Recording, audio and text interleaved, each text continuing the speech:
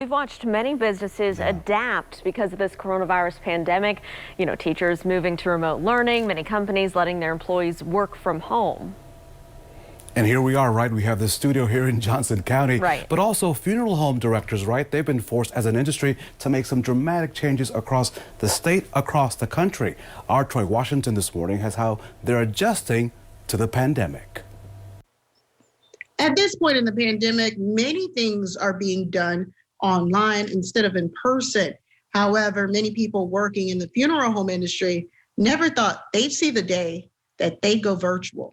But as restrictions stay in place and COVID-19 cases just continue to rise, that's become a reality. We've had to get creative with how we do things. The whole business as usual model doesn't work anymore for funeral service. Costin Funeral Home in Martinsville is switching how they do things from virtual funeral services to drive-through visitation. Their priority is safety and comfort for the family as they start the grieving process. It's not a business, it's a ministry. We're out to serve our community, serve the families. We're let into people's personal lives at the most trying time.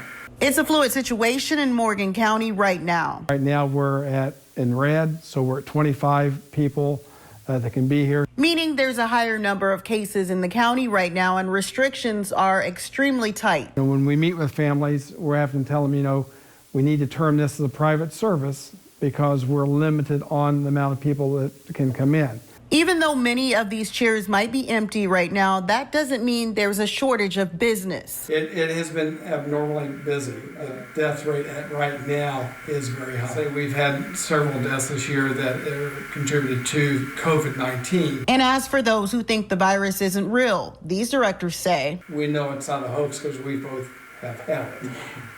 Yeah, that's true. We've had it. It's definitely not a hoax. It's a real thing, and it affects a lot of people. These two say even once this is over, they doubt things will return to the way they used to be. Funeral service, the way we knew it back in 2019, we probably won't get back to that stage. Working for you in Martinsville, Troy Washington, WRTV.